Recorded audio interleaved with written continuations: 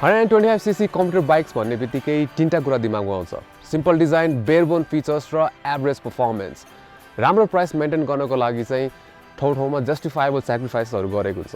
तर यो स्याक्रिफाइसहरू नगरिकन बनाएको कम्युटर मोटरसाइकल कस्तो होला त? What if commuter motorcycles didn't have to be so commuterist? Well, यो चाहिँ मेरो काल्पनिक कुरा होइन, यो चाहिँ टिभीएस मोटर्सले लिएर आएको नयाँ वास्तविकता हो। So with the all new TVS Raider 125। अब क्याटेगोरी वाइज चाहिँ 125cc बाइक भए पनि लुक्स र फिलमा चाहिँ एक्ज्याक्टली अपोजिट रहेको छ र एकदमै इन्ट्रेस्टिङ अफरिङ भएको कारणले गर्दाखेरि यसले नेपालमा चाहिँ निकै राम्रो हल्ला चलाउन चाहिँ सफल भएको छ। तर के यो हल्ला जायज छ त? र will it be the next best 125cc motorcycle in Nepal?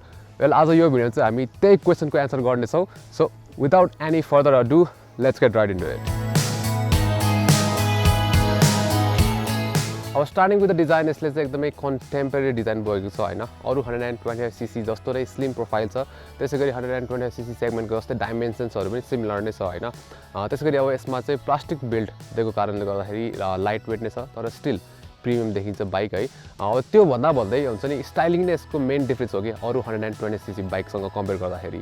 अब जुन एङ्गलबाट हेर्दाखेरि पनि 125cc बाइक भन्दा नि 150cc बाइक जस्तो देखिन्छ है। र त्यही फिललाई मेन्टेन गर्न चाहिँ हामीले यो बाइकमा कतै पनि 125cc को ब्याजिङ चाहिँ देख्दैनौँ। यो बाइक चाहिँ हामीले 3 टोन ग्लसी पेन्ट फिनिसमा पाउँछौँ, जसमा चाहिँ प्रिमियम फिलको लागि टिभीएस र रेडरको 3D ब्याजिङ पनि दिएको छ। अब त्यो बाहेक अरू अग्रेसिभ एलिमेन्ट्सहरू पनि दिएको छ, जस्तै sculpted fuel tank, split seat setup र इभन इन्जिन काउल समेत इन्क्लुड गरेर दिएको छ। त्यसै गरी इजी एक्सेसिबिलिटीको लागि चाहिँ फ्युल क्याप नजिकै एउटा USB चार्जिङ पोर्ट पनि दिएको छ फर चार्जिङ पर्पजेस। र थोरै एलिमेन्ट्सहरू चाहिँ अपाचे सिरिजबाट बरो गरेको छ, जस्तै यो halogen indicators, mirrors, handle bar controls र ब्रेक लिभर्स। अब यति धेरै एलिमेन्ट्स दिइसकेपछि टिभीएसको चाहिँ extra mile to give you something different. So यसमा चाहिँ के छ भन्दाखेरि पछाडिको पिलियन सिट जुन छ त्यो चाहिँ इजिली रिमुभेबल छ कि। सो पहाडिपट्टि यो टेल लाइटको तलपट्टि की हाल्ने ठाउँ दिएको छ होइन, र अनलक गरेर इजिली यसो निकाल्न सकिन्छ। र तपाईँले स्पेस त धेरै छ नि, तर फोन अथवा कुनै डकुमेन्ट्सहरू चाहिँ मजाले हाल्न सकिन्छ। अब टकिङ अबाउट हेडल्याम्प, यसमा चाहिँ एनिमलिस्टिक स्टाइलिङ LED हेडलाइट दिएको छ होइन, जुन चाहिँ एकदमै अग्रेसिभ देखिन्छ। त्यसलाई अझै धेरै अग्रेसिभ बनाउँछ यसमा जुन युनिक LED DRL पनि दिएको छ। अब क्वालिटीको कुरा गर्ने हो भने चाहिँ हुन्छ नि, यसको जुन नाइट टाइम भिजिबिलिटी छ त्यो चाहिँ डिसेन्ट मात्रै छ। आई थिङ्क लो बिम अझै धेरै ब्राइटर र हाई बिम चाहिँ अझै वाइडर भएको भए चाहिँ अझै राम्रो हुन्थ्यो। सिमिलरली पछाडि पनि LED टेल ल्याम्प दिएको छ, which is inspired by the Apache RR310। अगाडिको हेडल्याम्पको कम्पेरिजनमा सानो छ, तर night time brightness is pretty good. अब moving on to suspension setup, अगाडिपट्टि चाहिँ हामीले फर्मुलर फोक सेटअप देख्छौँ भने पछाडिपट्टि चाहिँ rather segment first suspension setup छ। सो यो सेगमेन्टमा युजली हामीले चाहिँ हुन्छ नि ट्विन सक सस्पेन्सन हुन्छ भने टिभीएसले चाहिँ यो क्याटेगोरीमा फर्स्ट टाइम मोनो सक सस्पेन्सन चाहिँ सक्सेसफुली इम्प्लिमेन्ट गरेको छ। र यसले गर्दा चाहिँ के हुन्छ भन्दाखेरि पछाडिको जुन सस्पेन्सनको फिल छ त्यो चाहिँ अलिकति स्टिफ छ, र यसले गर्दाखेरि चाहिँ के हुन्छ भन्दाखेरि यसको अन रोड पर्फर्मेन्स र हायर स्पिडमा चाहिँ बाइकको स्टेबिलिटी चाहिँ राम्रो हुन्छ, which is a very good thing about bike. यही स्टिफर सस्पेन्सन र लाइट वेट बडले गर्दाखेरि कर्नरिङ एकदमै रमाइलो फिल हुन्छ। थोरै कर्नरिङ एक्युरेसी कम छ, but you need to learn to control it. अब द्याट बिङ सेड, बम्पी रोड्सहरूमा सिटले पनि कम्फर्ट मेन्टेन गर्न चाहिँ हेल्प गर्छ, तर धेरै नै बिग्रेको रोड छ भने हुन्छ नि हल्का फुल्का उफार्न चाहिँ उफार्छ यसले। अब सिटिङ मटेरियलको कुरा गर्ने हो भने चाहिँ हाई क्वालिटी मटेरियल दिएको छ यसमा होइन, र टिभीएस एन्टर्क 125 जस्तो हेभी कुसन सिट्स दिएको छ। अब कम्फर्टेबिलिटी कुरा गर्दाखेरि चाहिँ दुवै पिलियन र राइडरलाई चाहिँ सिटी राइड्समा चाहिँ कम्फर्टेबल फिल हुन्छ भने तपाईँले लङ राइड्समा चाहिँ अलिकति हुन्छ नि पोजिसन चाहिँ एडजस्ट गर्नुपर्ने हुनसक्छ यसमा। त्यसै गरी हेभी पिलियन पछाडिपट्टि बस्यो भने चाहिँ पर्फर्मेन्समा चाहिँ डेफिनेटली हिट चाहिँ देखिन्छ। नेभरदलेस खुट्टाको ग्राउन्ड ब्रिज पनि राम्रै छ, विच फर्दर इन्सपायर्स कन्फिडेन्स। अरू अपाचे बाइक्स जसरी नै यसमा पनि तपाईँले चाहिँ हायर ग्राउन्ड क्लियरेन्स पाउनुहुन्छ। अब ह्यान्डल बार चाहिँ अलि लो सेट छ, यसको कारणले गर्दा थोरै अग्रेसिभ राइडिङ पोस्चर मेन्टेन गर्नुपर्ने हुन्छ। यदि पहिला अपाचे चलाउनु भएको छ भने चाहिँ you get that familiar riding position. अब नेक्स्ट कुरा गरौँ टायर्सको। सो यसमा चाहिँ तपाईँले सिम्पल अलोय डिजाइन पाउनुहुन्छ, जसमा चाहिँ ब्ल्याक आउट फिनिस दिएको छ। अब सेगमेन्ट स्ट्यान्डर्ड भन्दा अलिकति चौडाइ भएको छ, रियर टायर साइज दिएको छ, तर टिभीएसले चाहिँ 18 इन्च भन्दा पनि 7 इन्च व्हिल चाहिँ दिएको छ यसमा। त्यसै गरी अर्को इन्ट्रेस्टिङ एस्पेक्ट भनेको चाहिँ यसमा चाहिँ तपाईँले एक्सपोज स्प्रकेट्सहरू पाउनुहुन्छ, जसले चाहिँ यसलाई अझै बढी स्पोर्टियर बनाउँछ।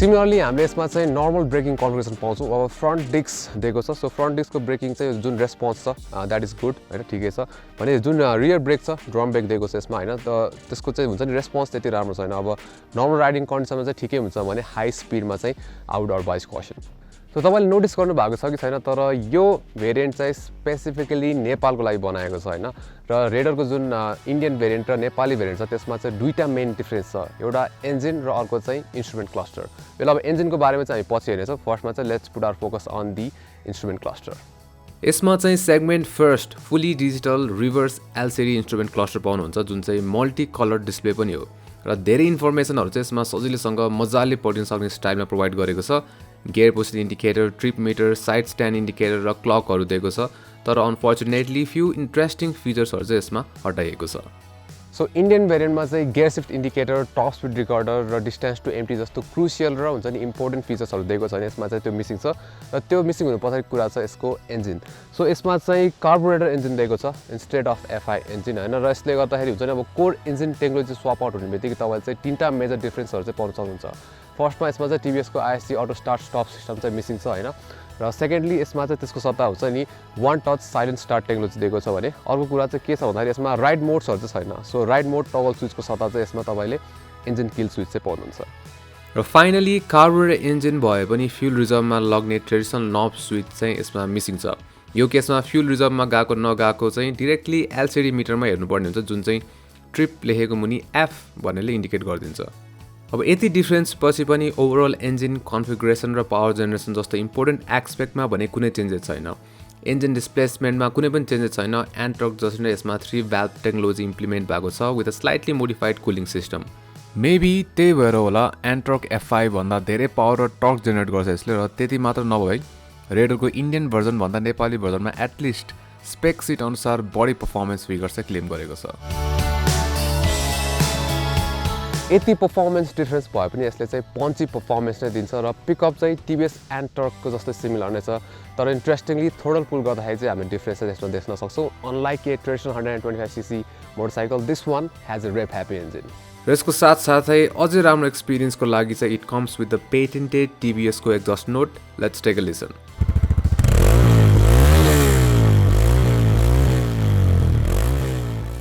यस्तो एक्जस्ट भएपछि रमाइलो एक्सपिरियन्स ग्यारेन्टिड नै भयो you can never go wrong with light weight motorcycle that packs in a punchy engine quite frankly engine एकदमै वेल रिफाइन्ड फिल हुन्छ लो एन्ड पर्फर्मेन्स चित्त बुझ्दो छ टप एन्ड त्यस्तो राम्रो छैन तर it's shines in mid range 40 to 60 km/h स्पिडमा 4000-5000 RPM तिर चलाउँदा it hits the sweet spot अब moving on to vibrations fully छैन त भन्न मिल्दैन होइन अब आरपिएम र गियरमा डिपेन्ड गर्छ जति हायर आरपिएम क्लाइम गर्दै गयो त्यति धेरै चाहिँ तपाईँले फुट पेक्स र ट्याङ्कबाट चाहिँ हुन्छ नि फिल हुँदै जान्छ त्यसै गरी रेड लाइनमा पुगेपछि चाहिँ ह्यान्डल बारमा नि मजाले फिल हुन्छ तर that happens only if you push this 125cc engine to its limit त्यसै गरी फर्स्ट र सेकेन्ड गियरमा चाहिँ तपाईँले हुन्छ नि टर्क हेभी पिकअप पाउनुहुन्छ त्यसै गरी थर्ड र फोर्थमा चाहिँ एकदम रिफाइन्ड पर्फर्मेन्स पाउनुहुन्छ भने फिफ्थ गियरले चाहिँ तपाईँलाई एडिसनल क्रुजिङमा चाहिँ सपोर्ट गर्छ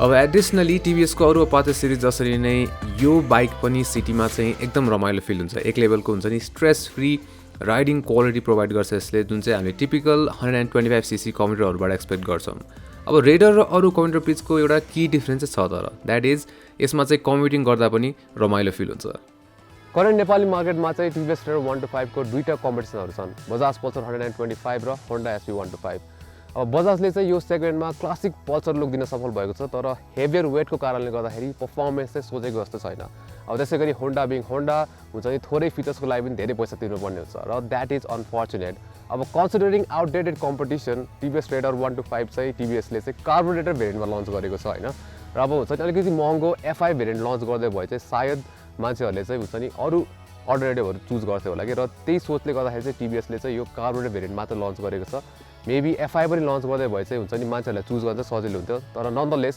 फ्युचरमा चाहिँ एफआई भेरिएन्ट पनि लन्च हुन्छ थोरै फिचर्सहरू मिसिङ भए पनि रेडर 125 चाहिँ एउटा राम्रो अफरिङ नै हो तपाईँले एउटा फिचर लोडेड अफोर्डेबल बाइक खोजिराख्नु भएको छ भने चाहिँ रेडर 125 बाहेक अरू हेर्नै पर्दैन। प्लस यो चाहिँ तपाईँको फर्स्ट नेकेड स्पोर्ट्स पनि हुनसक्छ र even a good alternative to a scooter. अब रेडर 125 को हुन्छ नि तपाईँले कमी कमजोरीहरूलाई धेरै ध्यान दिनुभन्दा पनि यसले अफर गरेको कुरामा धेरै ध्यान दिने हो भने चाहिँ तपाईँले के रियलाइज गर्नुहुन्छ भन्दाखेरि टिभिएस रेडर 125 ले चाहिँ राम्रो 120cc बाइकमा चाहिने र त्योभन्दा अझै बढी कुराहरू चाहिँ अफर गराएको छ। All in all TVS Raider 125 is a very good commuter motorcycle. So यो भिडियोमा चाहिँ यति नै। राउन्डलाई लाइक गर्नु होला, सेयर पनि गरिदिनुहोस् र यस्तै कन्टेन्टहरूको लागि चाहिँ हाम्रो च्यानललाई सब्सक्राइब गर्नुहोस् र त्यहाँ भएको त्यो बेल आइकन थिच्नु होला फर नोटिफिकेसन्स। अनि नेक्स्ट टाइम नमस्ते।